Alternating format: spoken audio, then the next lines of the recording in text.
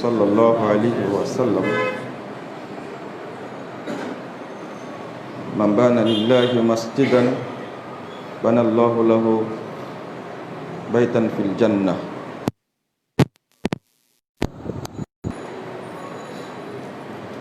वक़ाल अलैहि सलातु वस्सलाम युतर रजुलु क़ब्री फ़इज़ा ऊतिया मिन क़िबल यदैहि दफ़अतहु तिलावतुल कुरान वइज़ा ऊतिया मिन क़िबल यदैहि दफ़अतहु सदक़ह वइज़ा ऊतिया मिन क़िबल रिजलैहि दफ़अहु मश्यहु इलल मसाजिद वस्सब्रु हजजहु रवाहु तबरानी फिल अवसत बिइस्नादिन सहीहिन। যাবতীয় হামদাসানা মহান রব্বুল আলামিনের জন্য দরুদ ও তাসলিম বর্ষিত হোক শেষ নবী আহমদ মুস্তফা মুহাম্মদ মুস্তফা সাল্লাল্লাহু আলাইহি ওয়াসাল্লামের প্রতি। সম্মানিত মুসল্লিবৃন্দ, জান্নাত লাভের সহজ মাধ্যম এই বিষয়টি নিয়ে আপনাদের সামনে সংক্ষিপ্ত খুতবা পেশ করব ইনশাআল্লাহ। ওয়া মা তাওফীকি ইল্লা বিল্লাহ আলাইহি তাওয়াক্কালতু ওয়া ইলাইহি উনীব।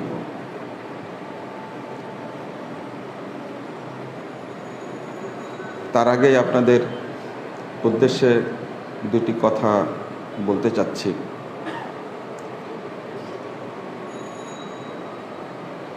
আমরা যে মসজিদে সালাত আদায় করে থাকি, মোহাম্মদপুর আল-আমিন জামে মসজিদ, আল্লাহ রাব্বুল আলামিন এই মসজিদকে কবুল করেছেন আমি মনে করি আলহামদুলিল্লাহ। দূর দূরান্ত থেকে বহু মুসল্লি এই মসজিদে আসে, সালাত আদায় করে। সবচেয়ে বড় বিষয় হলো আলহামদুলিল্লাহ এই মসজিদের মুসল্লি ভাই বোনদের মাধ্যমে সারা দেশে বহু মসজিদ, বহু মাদ্রাসা, বহু এতিমখানা তৈরি হয়েছে আলহামদুলিল্লাহ। পাশাপাশি যেমন দাওয়াতি কাজের উন্নতি হয়েছে, তেমনি এই মসজিদের পরিবেশ নষ্ট করার জন্য কিছু উঠতি বয়সের তরুণ বহু আগে থেকে চেষ্টা করছে। যখন মুতাল্লি বেঁচে ছিলেন তখনও করেছে, এখনও করছে, হয়তো এটা বন্ধ হবে না, কিন্তু ইতিমধ্যেই প্রশাসনের চোখে গেছে। তা আমি বলবো যে এই মসজিদের প্রতিষ্ঠাতা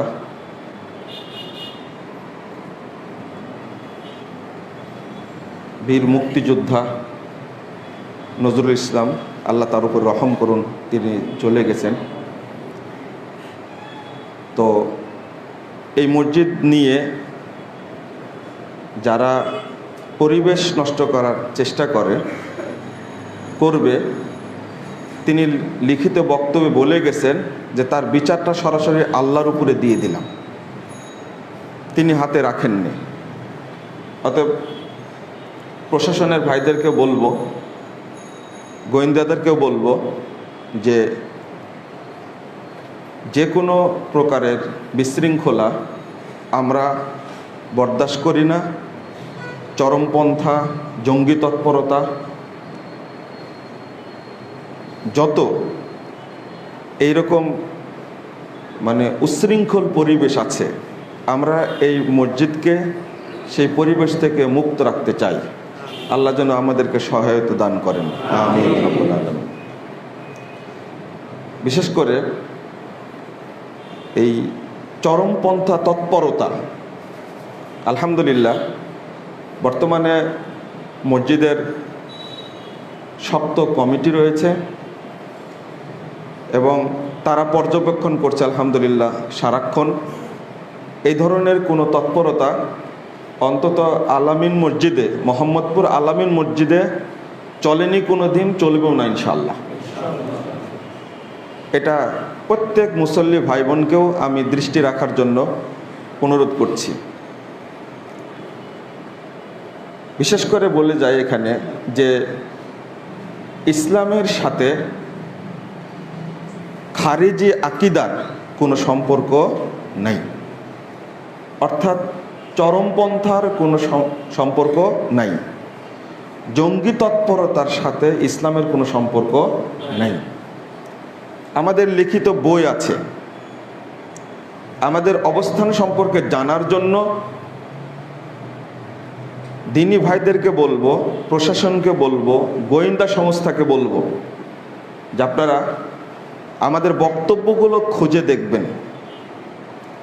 আমরা কারো যেমন লেজুড় বৃত্তি করি না, তেমনি শিরিক বিদাতের সাথে জড়িত নই, তেমনি কোনো রকমের চরমপন্থার সাথে জড়িত নই। আমাদের বক্তব্য স্পষ্ট, পরিষ্কার। কারণ আমরা মানুষের আকিদার সংস্কার চাই, ব্যক্তি সংস্কার চাই, পরিবারের সংস্কার চাই, রাষ্ট্রীয় সংস্কার চাই, সামাজিক সংস্কার চাই, অর্থনৈতিক সংস্কার চাই, রাষ্ট্রীয় সংস্কার চাই, রাজনৈতিক সংস্কার চাই। সবই যেন হয় আল্লাহ প্রদত্ত পবিত্র কোরআন এবং সহিহ হাদিসের আলোকে। আমাদের বক্তব্য পরিষ্কার এ ব্যাপারে। আমরা মানুষের সংস্কার চাই।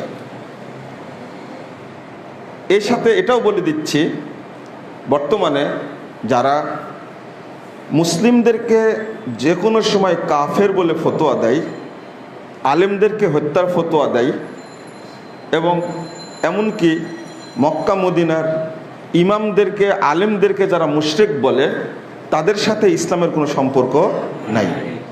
এই আকিদাই হলো খারেজিদের আকিদা। যারা আলী রাদিয়াল্লাহু আনহুকে হত্যা করেছে, যারা উসমান রাদিয়াল্লাহু আনহু সহ অনেক সাহাবা কেরামকে হত্যা করেছে, ওই খারেজি আকিদার সাথে ইসলামের কোনো সম্পর্ক নেই। ভ্রান্তির বেড়াজালে একামতে দিন এই বই লেখা আছে। এটা আমারই লেখা বই, প্রকাশ পেয়েছে 2014 সালে, কিন্তু লেখা এই বইটা 2005 সালের। 2005-এর 15ই ডিসেম্বর এর আগে একটা প্রতিযোগিতা ছাড়া হয়েছিল। আমি আপনাদেরকে বলে দিই কথাটি, মিডিয়াতে চলে যাচ্ছে, সবাই যেন লক্ষ্য রাখে। তৎকালীন সময়ে প্রশাসনের তত্ত্বাবধানে প্রতিযোগিতার আহ্বান করা হয়েছিল, ইসলাম বনাম জঙ্গিবাদ। আমি ওই প্রতিযোগিতায় অংশগ্রহণ করেছিলাম আলহামদুলিল্লাহ। প্রায় 1300 জন অংশগ্রহণ করেছিল সেখানে। 2005 সালের 15ই ডিসেম্বর বৃহস্পতিবার উসমানী স্মৃতি মিলনায়তনে তার পুরস্কার দেওয়া হয়েছিল। 1300 জন প্রতিযোগীর মধ্যে মুজাফফর বিন মুহসিনকে প্রথম পুরস্কার দেওয়া হয়েছিল আলহামদুলিল্লাহ। 20,000 টাকা পুরস্কার হাতে তুলে দিয়েছিলেন যারা, তাদের মধ্যে একজন বেঁচে আছেন, বাকি সবাই মারা গেছে। জাতীয় মসজিদের খতিব ওবায়দুল হক সাহেব রহিমাহুল্লাহ, তিনিও মারা গেছেন। আব্দুল কাহার সিদ্দিকী ফুরার পীর সাহেব, তিনিও মারা গেছেন। আর একজন ছিলেন আব্দুর রহমান বসুন্ধরা, তিনিও মারা গেছেন। আর একজন ছিলেন প্রখ্যাত আলেম, মাসিক মদিনার সম্পাদক মৌলানা মহিউদ্দিন খান রহিমাহুল্লাহ, তিনি উপস্থিত ছিলেন। আর একজন বেঁচে আছেন, তিনি জেলখানায় আছেন। এই সবাই মিলে আমার হাতে পুরস্কারটা তুলে দিয়েছিলেন। আমি আহলে হাদিস ঘরের সন্তান, আমি যে আহলে হাদিস, আমার পরিবার আহলে হাদিস, এর ইতিহাস হলো বিগত 1000 বছরের আলহামদুলিল্লাহ। অর্থাৎ আহলে হাদিস বা সালাফিদেরকে আপনি জেএমবি বা জঙ্গি তৎপরতার সাথে জড়িয়ে আপনি পরিবেশ ঘোলাটি করবেন, যদি এই ষড়যন্ত্রে লিপ্ত থাকেন আপনারা, তাহলে গজব সরাসরি আল্লাহর পক্ষ থেকে নাজিল হবে ইনশাআল্লাহ। কারণ এত বড় মিথ্যাচার আল্লাহ বরদাস্ত করবেন না। আলামিন জামে মসজিদ পরিচালিত হয় একমাত্র পবিত্র কোরআন এবং সহিহ হাদিসের আলোকে। অতএব এখানে কোনো রকমের বিশৃঙ্খলা ইতিপূর্বে হতে দেওয়া হয়নি। আমরা সকল মুসল্লি মিলে আগামীতেও যেন এই ধরনের বিশৃঙ্খলা না হয় এই মর্মে আমার সবাই অতন্দ্র প্রহরীর ভূমিকা পালন করবেন ইনশাআল্লাহ। 2 নম্বর, মসজিদের প্রসঙ্গে আরেকটু বলবো, এখন শীতকালীন সময় স্বাস্থ্যগত যে বিধিমালা, সেই ক্ষেত্রে আমরা সচেতন থাকার চেষ্টা করব। আমরা চাইব না যে এক ভাইয়ের মাধ্যমে আর এক ভাই ক্ষতিগ্রস্ত হোক, এটা হওয়া উচিত না। আমরা মুসল্লিদেরকে আগেও সচেতন করেছি, এখনও সচেতন করছি। আর মাস্ক পরাটা এইটা শরীয়ত বিরোধী না, হাদিসটা আগে বুঝতে হবে। আপনাদের বলছি, যদি এ বিষয়ে আমি কথা বলিনি, সালাতকে আল্লাহ রাব্বুল আলামিন এত সহজ করেছেন, মুখ ঢেকে সালাত আদায় করতে নিষেধ করা হয়েছে। হাদিসে আছে না রাসূলুল্লাহ সাল্লাল্লাহু আলাইহি ওয়াসাল্লাম সাদলে, আবু দাউদের হাদিস, তিরমিজির হাদিস। কিন্তু হাদিসটার অর্থটা কি আপনি আশ্চর্য হবেন।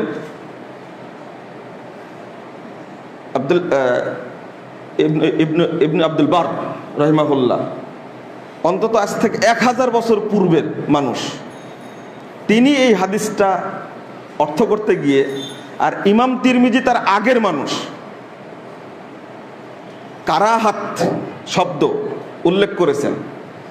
নিষেধাজ্ঞা অনেক প্রকারের আছে, কিন্তু এটা কোন প্রকারের নিষেধাজ্ঞা এইটা আপনাকে জানতে হবে। জেনা হারাম, নিষেধ, লা তাকরাবুজ জেনা, কিন্তু কোনো ক্ষেত্রে কি জায়েজ? নাউজুবিল্লাহ, কখনোই জেনা কি জায়েজ নয়, হারাম। এটা এই নিষেধাজ্ঞা একরকম, আর এই নিষেধাজ্ঞাটা কোন প্রকারের? ইমাম তিরমিজি রাহিমাহুল্লাহ মারা গেছেন 269 হিজরিতে, 279 হিজরিতে মারা গেছেন।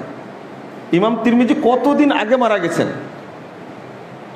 তো তিনি এই হাদিসটা নিয়ে আসার আগে একটা অধ্যায় রচনা করেছেন, অর্থাৎ মুখ ঢেকে সালাত আদায় করা মাকরুহ। আর শারঈ বিধানটা হলো যে যখন কোনো সমস্যা হয় তখন মাকরুহটা দূর হয়ে যায়। আর এটা বলছেন ইমাম তিরমিজি কতদিন আগে, এটা মাকরুহ। আর ইবনে আব্দুল বার রাহিমাহুল্লাহ তিনি ব্যাখ্যা দিচ্ছেন, যদি কারো সমস্যা থাকে তাহলে মুখ ঢেকে সালাত আদায় করতে পারে। শেখ উসাইমিন রাহিমাহুল্লাহ তিনি ফতোয়া দিয়েছেন, মারা গেছেন 2001 সালে। তার এই ফতোয়াটা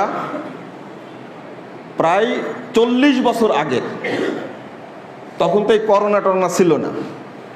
মনে রাখবেন একটা জিনিস, যে সালাফগণ যেটা বলে গেছেন, আল্লাহ পৃথিবীর কোনো না কোনো একটা টাইমে ওটা ঘটাবেনি। কারণ আনাস রাদিয়াল্লাহু আনহু বাড়িতে জুমা পড়েছেন, তার ব্যাখ্যা আমরা দিতে পারিনি। এই করোনা এসে এটা প্রমাণ করলো যে আল্লাহ রাব্বুল আলামিন কখনো জুমার সালাত মসজিদ না বাড়িতেই পড়াবেন। আশ্চর্য হয়ে গেছে আমরাও, সবাই দলিল পেশ করলেন ওই আনাস রাদিয়াল্লাহু আনহুর হাদিস থেকে, যেটা বুখারীর মধ্যে এসেছে। তিনি বাড়িতে কেন পড়েছিলেন জুমা? জুমা বাড়িতে হয় না, জুমাটা কি পড়েছেন? জোহর পড়েছেন। জুমা পড়ার জন্য কি লাগে? আমরা যেমন দীর্ঘদিন জুমার সালাত আদায় করলাম কোথায়? জুমার বদলে কি পড়লাম? জোহর পড়লাম। বাড়িতে কখনো জুমা হয় না, এটাই ফতোয়া। আনাস রাদিয়াল্লাহু আনহু কেন জুমার দিন জোহর পড়ছিলেন? ওই হাদিসটা এতদিনে এসে কি হলো? প্রমাণ হয়ে গেল। 40 বছর আগে শেখ উসাইমিন রাহিমাহুল্লাহ তিনি ফতোয়া দিলেন, এই হাদিস পড়াতে গিয়ে যদি কারো সমস্যা থাকে তাহলে মুখ ঢেকে সালাত আদায় করতে পারবে। তা হাদিস পড়ে যদি বাংলা মুহাদ্দিস হয়ে নিজের মতো করে অর্থ মেরে দেন আপনি, তাহলে তো হবে না, হাদিসটা বুঝতে হবে। এরপরেও আমি বলছি যে সৌদি আরবের ফতোয়া বোর্ড সেটা সে ফতোয়া দিয়েছে, এই বিষয়ে আমি প্রথম কথাটা বলেছি, সালাতের ক্ষেত্রে আল্লাহ যত সহজ করেছেন অন্য বিধানের ক্ষেত্রে এত সহজ করেননি। তা আমরা ওইটাকেই কঠিন করে নিয়েছি। পরহেজগারিতা দেখানো কিন্তু এক চামচ বেশি দেখানো কিন্তু শরীয়ত বিরোধী। আপনার পরহেজগারিতার মাপ থাকবে রাসূলুল্লাহ সাল্লাল্লাহু আলাইহি ওয়াসাল্লামের নিচে, যদি উপরে চলে যায় তাহলে আর ওটা কি থাকলো না? পরহেজগারিতা থাকলো না, তার মাপ পর্যন্ত। কারণ রাসূল সাল্লাল্লাহু আলাইহি ওয়াসাল্লাম বলছেন, আনা আখশাকুম লিল্লাহি ওয়া আতকাকুম লাহু ফিল আরদ। পৃথিবীতে যত আদম সন্তান এসেছে তার মধ্যে আমি মুহাম্মদ হলাম সবচেয়ে বড় তাকওয়াশীল, সবচেয়ে বেশি আল্লাহকে ভয় করি। তার উপরে গেলে হবে না। অর্থাৎ হাদিস বুঝার ক্ষেত্রে আপনাকে বুঝতে হবে সালাফদের বুঝ অনুযায়ী। আমি তো বারবার খুতবা দিচ্ছি আপনাদের কাছে যে কোরআন পড়ে হাদিস পড়ে আপনারা নিজের মতো বুঝবেন না। এবারও মাসিক আল ইখলাসে লিখছে যে আল্লাহ আরশের উপরে সমুন্নত। সালাফদের ব্যাখ্যা না নেওয়ার কারণে অধিকাংশ মানুষই পথভ্রষ্ট হয়েছে যে আল্লাহ কোথায়।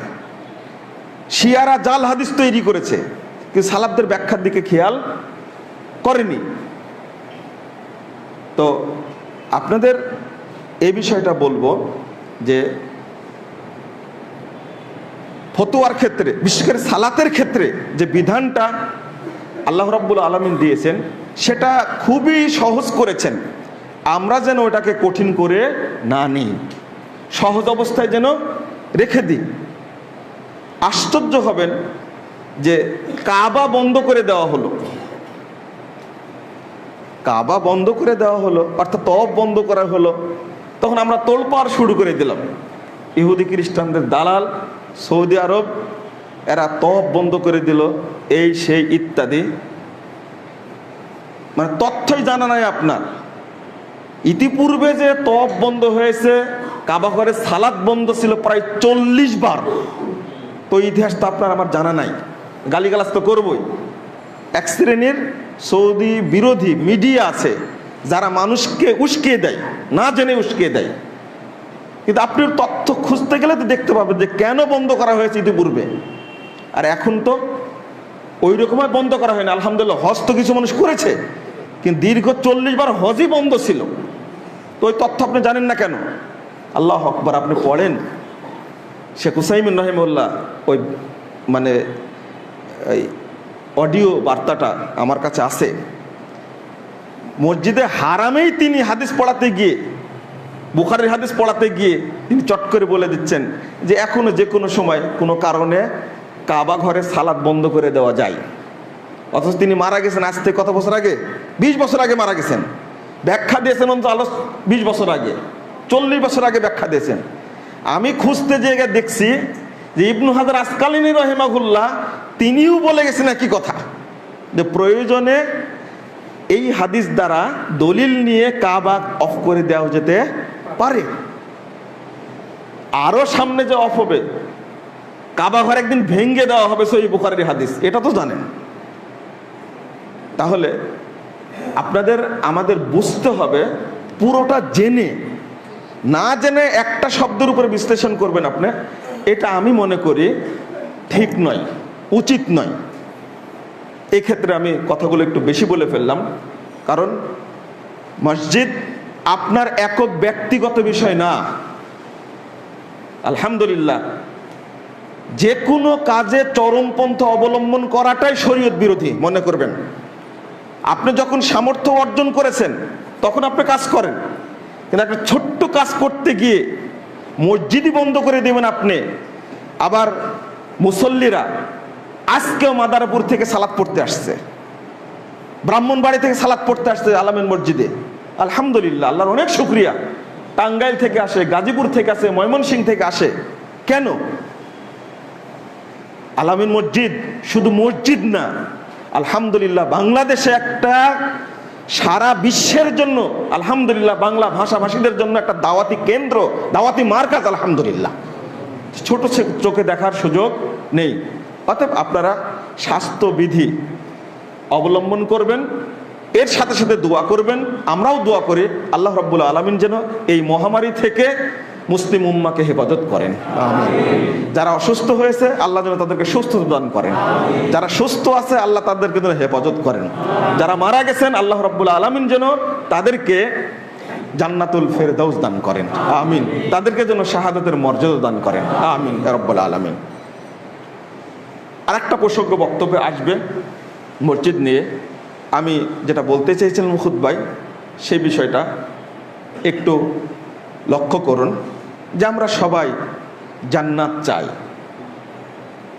জান্নাতে যাওয়ার জন্য করণীয় কি, আমি সেই বিষয়টা অতি সংক্ষেপে বলার চেষ্টা করব ইনশাআল্লাহ। প্রথমত, মানুষ পাপ থেকে কেউ মুক্ত নয়।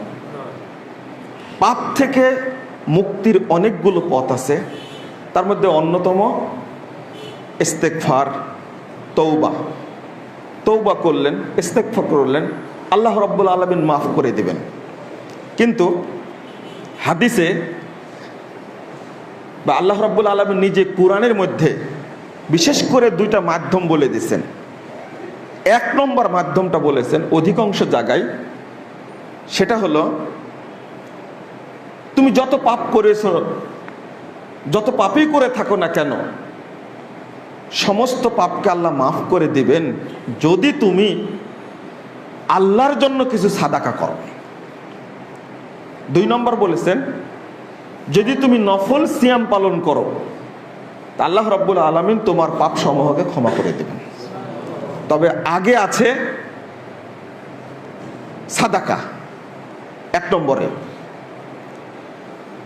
কারণ আপনি যখন মারা যাচ্ছেন তখনও চাচ্ছেন যে আল্লাহ রাব্বুল আলামিন যেন আমাকে মুক্ত করে দেয়।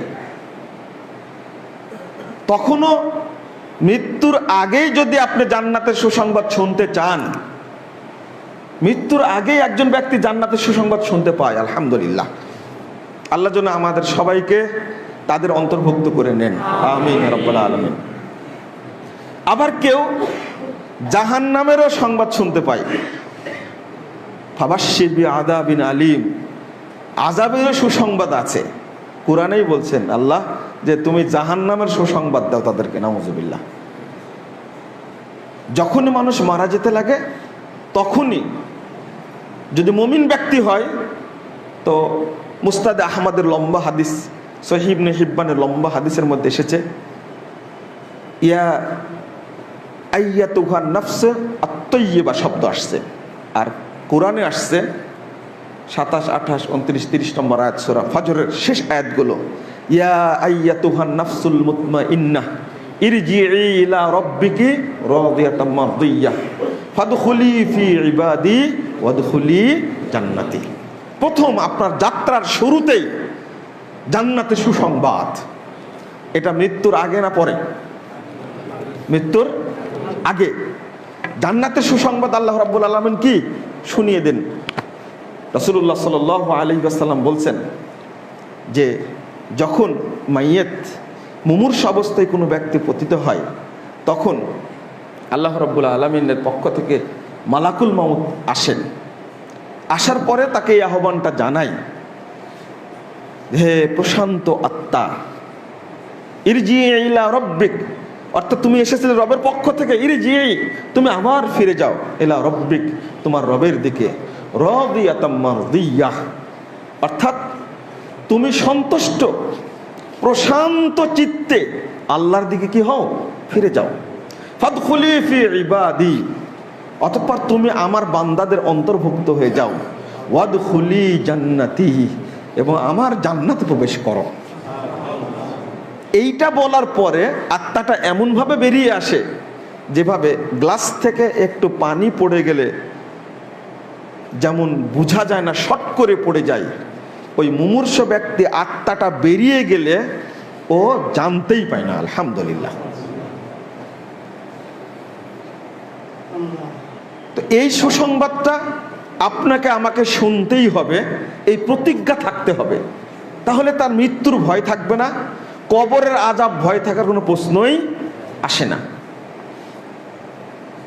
কিন্তু কেউ আছে যে ওই সময়ে আল্লাহর কাছে, মানে যখন দেখবে জাহান্নামের ফেরেশতারা ঘিরে ধরেছে, মুমিন যদি হয় জান্নাতের ফেরেশতারা ঘিরে ধরবে, কত প্রশান্তি পাবে সে। মালাকুল মউত আটকাতা নিয়ে জান্নাত থেকে আগত ফেরেশতাদের হাতে যে রুমাল থাকবে তাদেরকে দিয়ে দিবে, আর রুমালের মধ্যে করে নিয়ে আল্লাহ বরাবর পৌঁছে দিবে। সারা পৃথিবীতে সুগন্ধটা ছড়িয়ে যাবে, রাসূলুল্লাহ সাল্লাল্লাহু আলাইহি ওয়াসাল্লাম বলছেন। কিন্তু যদি জাহান্নামী ব্যক্তি হয়, বদ হয়, পাপী ব্যক্তি হয়, তখন কি বলবে? রব্বি লাউলা আখারতানি ইলা আজালিন করিব ফাআসসাদ্দাকা ওয়া আকুম মিনাস সলিহিন। তার আগে আল্লাহ বলে দিয়েছেন সূরা মুনাফিকুন 10 নম্বর আয়াত, ওয়া আনফিকু মিম্মা রাযাকনাকুম মিন ক্বাবলি আন ইয়াতি আহাদাকুমুল মাউত ফায়াকুলু রব্বি লাউলা আখারতানি ইলা আজালিন করিব। কোরআনটা দাও তো। আল্লাহ বলছেন আগে আনফিকু মিম্মা রাযাকনাকুম, আমি যা তোমাদেরকে রিজিক দান করেছি তার থেকে তোমরা কি করো? খরচ করো। মিন ক্বাবলি আন ইয়াতি আহাদাকুমুল মাউত, তোমাদের পূর্বে কি আসার, মৃত্যু আসার পূর্বেই তোমরা কি করো? খরচ করো। যখন আসবে তখন বলবে আল্লাহকে, লাউলা আখারতানি ইলা আজালিন করিব, আল্লাহ তুমি যদি একটু সময় দিতে, আখারতানি একটু, আখারা ইউআখিরু তাখিরান। একটা জিনিস বুঝে আপনাদেরকে, সেটা হলো কতা মানে কাটা, যে কোনো জিনিস কেটে দুই ভাগ করলেন, কোথায় কতা শব্দটা আবার কত্তা হয়, তাকতি। এখানে আখারা ইউআখিরু তাখির অর্থাৎ মানে সবচেয়ে ছোট ছোট করে কুচি কুচি করে কাটার নাম হলো তাকতি। তাখির শব্দের অর্থ হলো সবচেয়ে ছোট সময় যেটা, সেটা কি? তাখির। মানে একটু সময় তোমার কাছে চাচ্ছে, লাউলা আখারতানি, একটু যদি সময় দিতে আমাকে, বিন্দু মাত্র 1 সেকেন্ড, এইরকম শব্দটা লাউলা আখারতানি, একটু সময় যদি যেতে আমাকে, ফাআসসাদ্দাকা, তাহলে আমি কি করতাম? সাদাকা করতাম। ওয়া আকুম মিনাস সলিহিন, এবং আমি সৎ বান্দাদের অন্তর্ভুক্ত হয়ে যেতাম। ওই যে আল্লাহ বলবেন ফাদখুলি ফি ইবাদি, ফাদখুলি ফি ইবাদি, আমার বান্দাদের মধ্যে কি করো? অন্তর্ভুক্ত হয়ে যায়। মানে সলেহ বান্দাদের মধ্যে অন্তর্ভুক্ত হতে চাচ্ছে, কিন্তু আল্লাহ রাব্বুল আলামিন সুযোগ, ওয়ালা ইউআখিরুল্লাহু নাফসান ইযা জাআ আজালুহা, পরের আয়াতে বলছেন না 1 সেকেন্ড সময় তোমাকে আর দেওয়া হবে না।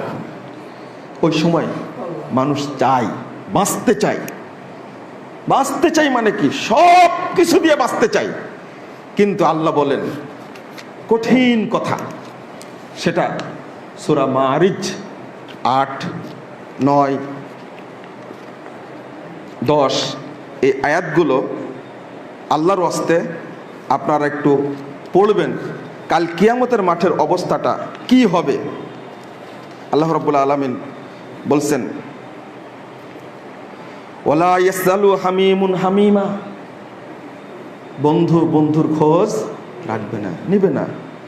ইউবাসসারুনাহুম ইয়াওয়াদ্দুল মুজরিমু লাউ ইফতাদি মিন আযাবি ইয়াউমাইদিন বিবানি, পরস্পর পরস্পরকে দেখতে পাবে।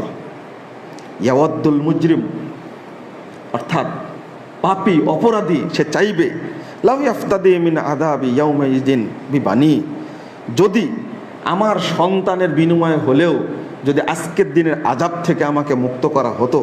ওয়া সাহিবাতিহি ওয়া আখি, সেই স্ত্রীর বিনিময়ে কি করতে চাইবে? মুক্ত হতে চাইবে। ওয়া আখি, তার ভাই ব্রাদার। ওয়া ফাসিলাতিহিল্লাতি তুবি, এবং তার গোষ্ঠী যারা তাকে আশ্রয় দিত, বলবে। তারপরে ওয়ামান ফিল আরদি জামিআ, এবং পৃথিবীতে যত লোক আছে সমস্ত লোকের বিনিময়ে সে আল্লাহর কাছে মুক্ত হতে চাইবে। সুম্মায়ুন জি, অতঃপর চাচ্ছে সে আমি কি করব? মুক্ত হব, আমি মাপ নিব। আল্লাহ রাব্বুল আলামিন বলছেন এবার, কাল্লা ইন্নাহা লাদা নাজ্জাতাল লিশ-শাওয়া। আল্লাহ জাব্বার না, আপনাকে ছাড় দেওয়ার কোনো প্রশ্নই আসে না। আমাকে আপনাকে আল্লাহ ছাড় দিছে 80 বছর, 70 বছর, 60 বছর, 50 বছর। আল্লাহ বলছেন কাল্লা ইন্নাহা লাদা, এটা হলো লেলিহান শিখা, নাজ্জাতাল লিশ-শাওয়া তাদগু মান আদবারা ওয়া তাওয়াল্লা। মানে পাওয়া, আল্লাহ এমনভাবে ব্যবহার করছেন একবারে সবগুলো খুলে নিবে। যে লেলিহান শিখা, যে ব্যক্তি পালিয়ে যেতে চাইবে তাকে ধরবে, কেউ যদি জাহান্নাম থেকে পালাতে চায় জাহান্নাম তাকে টেনে ধরবে। আল্লাহ বলছেন ইন্না কাল্লা ইন্নাহা লাযা নাজ্জাতাল লিশ-শাওয়া। এমন ভাবে আল্লাহ বলছেন না, কোনো সুযোগ নাই। তুমি তোমার স্ত্রীর বিনিময়ে, মানে স্ত্রীকে জাহান্নামে দিতে চাইবে, নিজের সন্তানকে জাহান্নামে দিতে চাইবে, নিজের বন্ধু বান্ধবকে জাহান্নামে দিতে চাইবে, ভাই ব্রাদারকে জাহান্নামে দিতে চাইবে, পৃথিবীর সমস্ত মানুষকে জাহান্নামে দিতে চাইবে। এরপরে সে নিজে কি করবে? সুম্মা ইউনজি, আমি মুক্ত হই। এই যে কোন গ্রুপের চেয়ারম্যান সাহেব মারা গেলেন, আপনারা একটা পোস্ট দেখলেন যে এই টাইমে যদি আমার যে কষ্টটা হচ্ছে একটু যদি কেউ কমিয়ে দিতে পারে, তা আমি জীবনে যা অর্জন করেছি সবই দিয়ে দেব তাকে। কোরআনের আয়াতের বাস্তব চিত্র আমরা এখানেই দেখতে পাচ্ছি। কত কঠিন জিনিস, জটিল জিনিস। আমরা সবাই মুক্তি পেতে চাইব, কিন্তু মুক্তি পাওয়ার যে কর্ম কাজ, আমার যে কর্মসূচি, সে কর্মসূচি আমার হাতে নাই। আমি কর্মসূচি নেইনি, তখন দিতে চাইবেন। একটু চিন্তা করুন, পৃথিবীতে যা কিছু আছে সবই দিতে, আর একটা আয়াত আছে সূরা বাকারার মধ্যে, ও সবই দিতে চাইবে যা উপার্জন করেছে, কিন্তু মৃত্যু আসার আগ পর্যন্ত 1 টাকাও খরচ করতে চাইনি। আমি এতগুলো কথা বলার কারণ হলো যে রব্বুল আলামিন সাদাকাকে এমন একটা পাওয়ার দিয়েছেন যে সাদাকা মানুষ মৃত্যুর সময় দিতে চায়, মৃত্যুর পরেও দিতে চায়, কবরে যাওয়ার পরেও আশা করে যে কেউ যেন আমার পক্ষ থেকে সাদাকা দেয়। আল্লাহু আকবার। কত হাদিস এসেছে। হাদিস পড়তে গেলে বুখারী বলেন, মুসলিম বলেন, আবু দাউদ বলেন, সাহাবীরা এসেই বলতেন, রাসূল আমার মা মারা গেছে, আমার বাপ মারা গেছে, আমি তার পক্ষ থেকে সাদাকা করতে চাই। এই আয়াত প্রমাণ করে ওই লোকটা কিন্তু সিয়াম পালন করতে চায় না, ও কিন্তু হজ করতে চায় না, ও কিন্তু সালাত পড়তে চায় না। বলে না যে আল্লাহ একটু সুযোগ দাও 2 রাকাত সালাত পড়ি আমি, না, একবার সুযোগ দাও হজটা করে আসি। সাদাকাটা করতে চাই কেন? মানে সাদাকা দেওয়া থাকলে মৃত্যুর যে যন্ত্রণা, আল্লাহ রাব্বুল আলামিনের যন্ত্রণা থেকে মুক্তি দান করেন। আল্লাহ রাসূল বলে গেছেন স্পষ্ট। ইমাম বুখারী অধ্যায় রচনা করছেন বাবু সাদাকা ইনদাল মাউত, মৃত্যুর সময় সাদাকা। সাহাবী জিজ্ঞেস করছেন 1419 নম্বর হাদিস, আইয়ুস সাদাকা আযম, সবচেয়ে নেকিপূর্ণ সাদকা কোনটি? তিনি বলছেন যে আনতা সাদাকা ও আনতা সাহিহুন শাহীহুন তাখশাল ফাকরা তামুলুল গলা ওয়ালা তুমহিল হাত্তা ইযা বালাগাতিল হুলকুম। বলছেন ওই সাদকা উত্তম যে সেটা তুমি কৃপণতা করো খরচ করতে, আর ভয় করো হয়তো দরিদ্র হয়ে যাব, সবল অবস্থায় তুমি সাদকা করবে, আর ভয় করবা হয়তো 2 দিন পরে আমি গরিব হয়ে যাব। এই অবস্থায় যে সাদাকা দিবে, এইটাই হলো আল্লাহর কাছে সবচেয়ে নেকিপূর্ণ সাদাকা।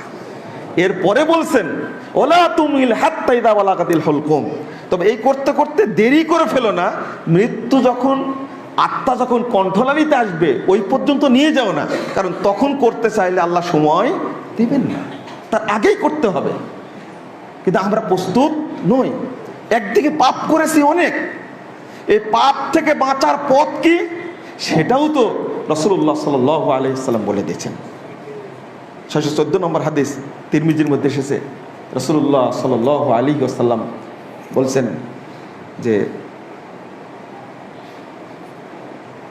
ইন্নাস সাদাকা লা তুতফিউ যুনুব কামা ইউতফিউল মা আন-নার।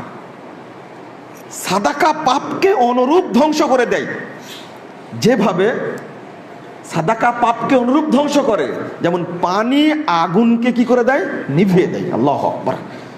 জুনুব, আপনি কত পাপ করেছেন। 3168 নম্বর হাদিস শোয়াবুল ইমানের মধ্যে এসেছে, রাসূলুল্লাহ সাল্লাল্লাহু আলাইহি ওয়াসাল্লাম বলেছেন, সাদাকাতুস সির তুতফিউ গাযাবার রব। পাপ করতে করতে আল্লাহ এতটাই অসন্তুষ্ট, আল্লাহ যে অসন্তুষ্ট থাকবেন কিয়ামতের দিন, এটা কিন্তু বহু হাদিস দ্বারা প্রমাণিত। আল্লাহ তাদের দিকে তাকাবেন না, এই হাদিসগুলো তো আগে শুনেছেন আপনারা। আল্লাহ অসন্তুষ্ট থাকবেন, আপনার পুরো অসন্তুষ্ট আল্লাহ। কিন্তু সন্তুষ্ট করার পন্থাটা কি? গোপনে সাদাকা করলে যত পাপ আপনি করেছেন আল্লাহ রাব্বুল আলামিন ক্ষমা করে দিয়ে আল্লাহ আপনার উপরে সন্তুষ্ট হয়ে যাবেন। আল্লাহ রাসূল বলছেন, সাদাকাতুস সির তুতফিউ গাযাবার রব। একদিকে পাপ ক্ষমা হওয়ার পন্থা, যত পাপ করেছেন তার বড় মাধ্যম হলো সাদাকা। এমনকি ওই হাদিসটা মুহাদ্দিসগণ দুইটা ধারায় বর্ণনা করেছেন।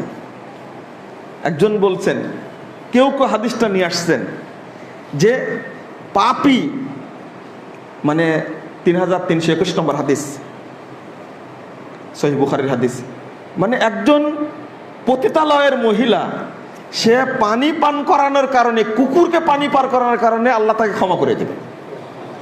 এই হাদিসটা কেউ নিয়ে আসছেন এই মর্মে যে পাপী ব্যক্তি হলেও, জেনাকারিনী হলেও পানি সাদকা করলে আল্লাহ ক্ষমা করে দেবেন।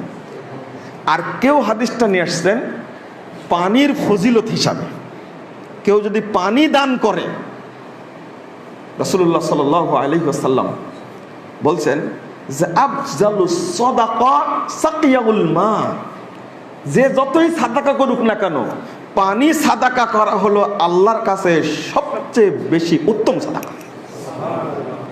এই জন্য আপনারা তো অনেকে কূপ খনন করে দেন, টিউবওয়েল দিয়ে দেন। কারণ আরেকটা হাদিস এখানে আছে ওসমান রাদিয়াল্লাহু আনহু সম্পর্কে। তো আমি এখানে কথাগুলো একটু গুটিয়ে নিয়ে বলতে চাচ্ছি যে আপনি জান্নাত কিনবেন, তার আরো একটা সহজ পদ্ধতি আছে। 450 নম্বর হাদিস, অনেকগুলো হাদিস, তার মধ্যে অল্প কয়েকটি। আপনি জান্নাত নিবেন, একটা টার্গেট করেন, আপনি একটা টার্গেট করেন যে আমি এর বিনিময়ে জান্নাত চাই। সে যে কোনো জিনিস, প্রথমত টার্গেট করেন যে আমি একটা মসজিদ তৈরি করে নেব। 450 নম্বর হাদিস, রাসূলুল্লাহ সাল্লাল্লাহু আলাইহি ওয়াসাল্লাম বলছেন, মান বানা লিল্লাহি মাসজিদান বানাল্লাহু লাহু বাইতান ফিল জান্নাহ। যে ব্যক্তি আল্লাহর সন্তুষ্টির জন্য, ওই হাদিসেই শেষের দিকে আছে ইয়াবতাগি বিহি রিজাল্লাহ, আল্লাহ সন্তুষ্টির জন্য যে মসজিদ তৈরি করবে, আল্লাহ রাব্বুল আলামিন তার জন্য জান্নাতে একটি ঘর তৈরি করবেন। আলহামদুলিল্লাহ। মানে আপনি মসজিদ তৈরি করলেন মানে আপনি জান্নাতি হয়ে যাবেন, যদি আপনার অন্তর বলে হালাল টাকা দিয়েছে, আমার জন্য জান্নাত হবেই। কালকে একদিনই বোন বলছেন যে আমি তো আয়াতুল কুরসি পড়ি প্রতি ফরজ সালাতের পরে, আমি তো পড়ি এই আশায় যে আমি মরলেই জান্নাতে যাব। আমি আশ্চর্য হয়ে গেলাম যে এই আত্মবিশ্বাস যদি আপনার থাকে, কিন্তু এই আত্মবিশ্বাস কয়জনের আছে? এই দৃঢ়তা, এই কনফিডেন্সটা কার মধ্যে আছে? হ্যাঁ, আমি ওইটাই বুঝাতে চাচ্ছি। আপনি মসজিদ তৈরি করে দিয়ে যদি দৃঢ়তা প্রদর্শন করেন এই মর্মে যে আমি জান্নাতে যেতে চাই এই মসজিদ নিয়েই, এই মসজিদের বিনিময়ে আমি জান্নাতে যেতে চাই, যদি দৃঢ়তা থাকে, ইনশাআল্লাহ আল্লাহ আপনাকে জান্নাত দান করবেন, অবশ্যই জান্নাত দিবেন। শুধু এটা না, মুসনাদে আহমদের হাদিস, আবু দাহদার যে ঘটনা, একটা বললাম মসজিদ, আল্লাহ রাসূল আর একটা বলছেন 538 নম্বর হাদিস, ইবনু মাজার মধ্যে আসছে যে মান বানা লিল্লাহি মাসজিদান কামাফাসে কতাহ বানাল্লাহু লাহু বাইতান ফিল জান্নাহ। কোন ব্যক্তি যদি ছোট্ট ঝুপড়ির মতো অল্প একটু মসজিদে যদি কেউ দেয়, মসজিদটা একটু উঁচু করার জন্য, আল্লাহ রাসূল বলছেন তার জন্যও আল্লাহ জান্নাতে একটা ঘর তৈরি করবেন। আল্লাহু আকবার। আপনি তাহলে এইটাকে টার্গেট করেন। সাহাবীদের টার্গেট ছিল মানে কোন পথে জান্নাত। সহিহ বুখারীর হাদিস। আমি হাদিসটা আপনাদের সামনে, আবু দাহদার যে হাদিসটা, সেটা আপনাদের কাছে বলতেই হচ্ছে। আবু দাহদা রাদিয়াল্লাহু আনহু আসলে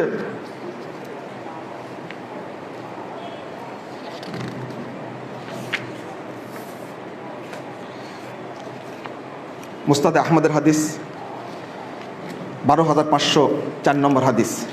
আবু দাহদা ঘটনা এত বর্ণিত হয়েছে, সহিহ মুসলিম হাদিসটা আসছে 965 নম্বর হাদিস।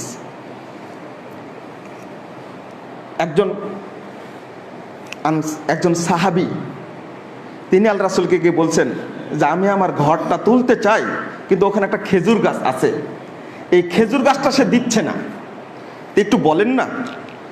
তো উকিমু হায়াতি বি ফামারহু আইয়ুতায়ানি হাত্তা উকিমা হায়াতি বিহা, একটু গাছটা দিতে বলেন, তাহলে আমি সেখানে কি করতে পারবো, দেওয়ালটা উঠাতে পারবো।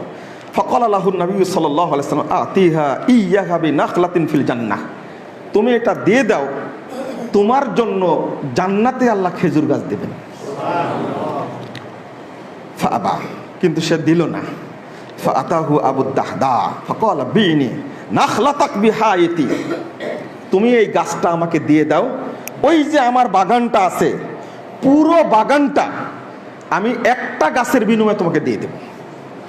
এই কথা বলা মাত্রই সে রাজি হয়ে গেল। আচ্ছা ঠিক আছে, আমি তোমাকে গাছটা দিয়ে দিলাম, একটা খেজুর গাছ। ওই যে মুহাম্মদুর রাসূলুল্লাহ সাল্লাল্লাহু আলাইহি ওয়াসাল্লাম বলেছেন যে এই গাছটা যে দিবে তার জন্য কি জান্নাত হবে, এই কথা বলা মাত্রই আল্লাহ রাসূলের কাছে গিয়ে বলছে, ইয়া রাসূলুল্লাহ ইন্নী কদ ইবতাআতুন নাখলাতা বিহায়াতি, আমি আমার বাগানের বিনিময়ে আমি খেজুর গাছটা কি করে নিয়েছি, কিনে নিয়েছি। সাহাবীরা বলছেন, আল্লাহ রাসূল তখনই বলা শুরু করলেন, 965 নম্বর হাদিস সহিহ মুসলিম এসেছে, আবু দাহদা আগে মারা গেছেন। তার আগের অংশটুকু হলো ফাতা ইমরাতাহু ফাকালা ইয়া উম্মা দাহদা উখরিজি মিনাল হায়াত ফা ইন্নী কদ বিতুহু বিনাখলাতিন ফিল জান্নাহ। বাড়িতে গিয়ে স্ত্রীকে বলছেন, হে উম্মে দাহদা উখরিজি মিনাল হায়াত, তুমি তোমার বাগান থেকে বেরিয়ে যাও। ফা ইন্নী কদ বিতুহু বিনাখলাতিন ফিল জান্নাহ, আমি একটা জান্নাতি খেজুরের গাছের বিনিময়ে আমি আর বাগানকে দিয়ে দিয়েছি। ফাকালাত রাবিগাল বাইউ আও কালিমাতা তুশবিহু, অনেক সময় স্ত্রী দিতে চায় না, স্বামী দিতে চায়, স্বামী দিতে চায়, স্ত্রী দিতে চায় না, কিন্তু কেমন স্ত্রী, এই কথা বলা মাত্রই বলছে, কি চমৎকার লাভের তুমি ব্যবসা করেছো, আমরা একটা বাগান দিব, আল্লাহ আমার জন্য জান্নাতে খেজুর গাছ দিবে। আবু দাহদা আগেই মারা গেলেন। রাসূলুল্লাহ সাল্লাল্লাহু আলাইহি ওয়াসাল্লাম তারা জানাজা পড়লেন, পড়ার পরে ঘোড়ার উপরে উঠে তিনি বলতে থাকলেন, কাম ইসকিন মুআল্লাকিন মুদাল্লাহ, আহ ও সাহাবীরা, আবু দাহদার জন্য জান্নাতে এত খেজুরের গাছ, প্রত্যেকটা খেজুরের গাছে কানি কানি খেজুর ঝুলছে, আমি দেখতে পাচ্ছি। বলছেন কহলা মিরারান, আল্লাহ রাসূল বলতেই থাকলেন, ও সাহাবীরা, আমি আবু দাহদার জন্য দেখছি জান্নাতে এত খেজুরের গাছ, প্রত্যেকটি গাছে এত খেজুর ধরে আছে। আল্লাহু আকবার। দেখেন টার্গেট করেছেন কি, ওই একটাই। ওসমান রাদিয়াল্লাহু আনহুকে রাসূলুল্লাহ সাল্লাল্লাহু আলাইহি ওয়াসাল্লাম একই কথা বলেছিলেন, মান হাফারা বীর রোমা, কে কোন ব্যক্তি, এটাও সহিহ বুখারীর হাদিস, কে রোমা কূপটা কিনে দিবে। তো রাসূলুল্লাহ সাল্লাল্লাহু আলাইহি ওয়াসাল্লাম আসলে মানে একটা হাদিস না, তো অনেকগুলো হাদিস, যে তখন ওসমান রাদিয়াল্লাহু আনহু বললেন, আল্লাহ রাসূল আমি এটা কিনে দিব, ফালাহুল জান্নাহ। যখনই সংবাদ দিলেন যে ব্যক্তি এই কূপটা কিনে দিবে তার জন্য জান্নাত, তখনই ওসমান রাদিয়াল্লাহু আনহু বলছেন, আল্লাহ রাসূল আমি এই কূপটা কিনে দেব। আবার একদিন বললেন যে তাবুকের যুদ্ধে কে সহযোগিতা করবে। ওসমান রাদিয়াল্লাহু আনহু 3 ভাগের 1 ভাগের দায়িত্ব নিয়ে বললেন, আল্লাহ রাসূল আমি 3 ভাগের 1 ভাগের দায়িত্ব নিয়ে নিলাম, ফালাহুল জান্নাহ, তার জন্য জান্নাত হবে। এই কথা বলা মাত্রই উসমান রাদিয়াল্লাহু রাজি হয়ে গেলেন।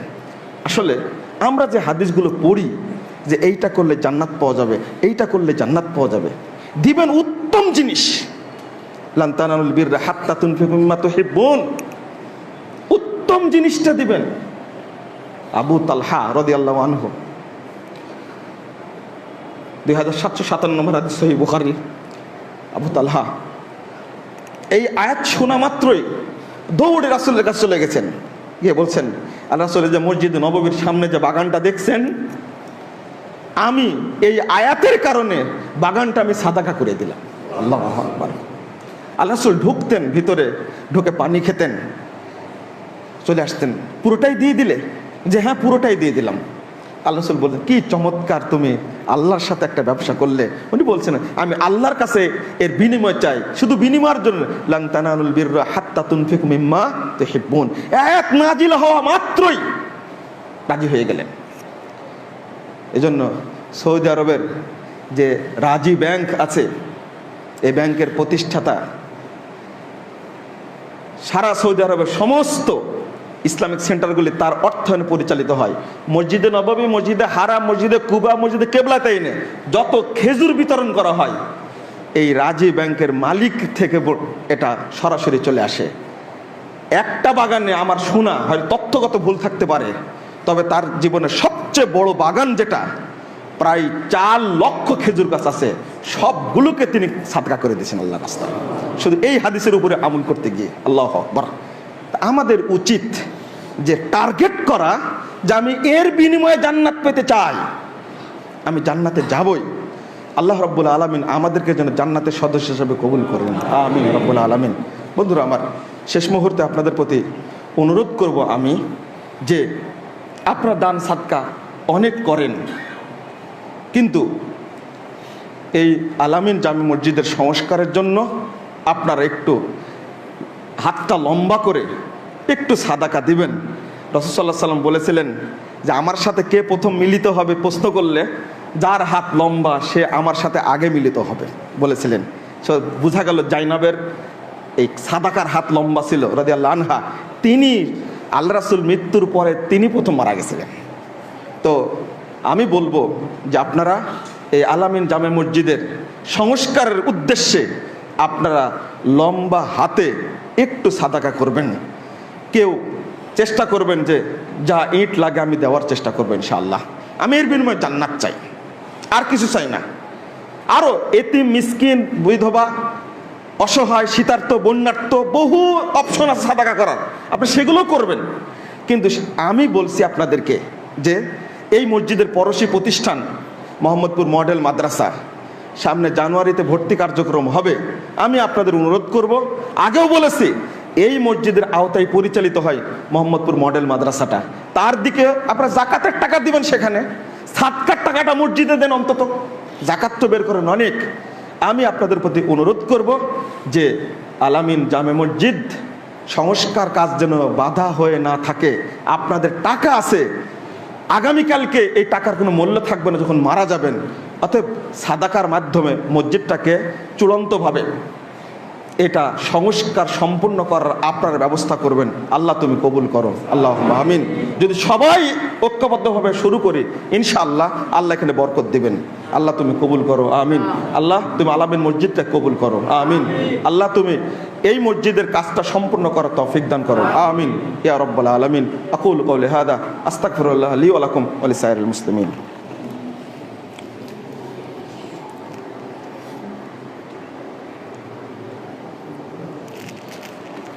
আলহামদুলিল্লাহি ওয়াহদা ওয়াসসালাতু ওয়াসসালামু আলা মান লা নাবিয়্যা বা'দা। আল্লাহুম্মা সাল্লি আলা মুহাম্মাদিন ওয়া আলা আলি মুহাম্মাদিন কামা সাল্লাইতা আলা ইব্রাহিম ওয়া আলা আলি ইব্রাহিম ইন্নাকা হামিদুম মাজিদ। আল্লাহুম্মা বারিক আলা মুহাম্মাদিন ওয়া আলা আলি মুহাম্মাদ কামা বারাকতা আলা ইব্রাহিম ওয়া আলা আলি ইব্রাহিম ইন্নাকা হামিদুম মাজিদ। রব্বানা আতিনা ফিদ দুনিয়া হাসানাহ ওয়া ফিল আখিরাতি হাসানাতাও ওয়া কিনা আযাবান নার। রব্বানা তাকাব্বাল মিন্না ইন্নাকা আনতাস সামিউল আলিম। রব্বানা তাকাব্বাল মিন্না ইন্নাকা আনতাস সামিউল আলিম। রব্বানা তাকাব্বাল মিন্না ইন্নাকা আনতাস সামিউল আলিম। ওয়া সাল্লাল্লাহু আলা নবী।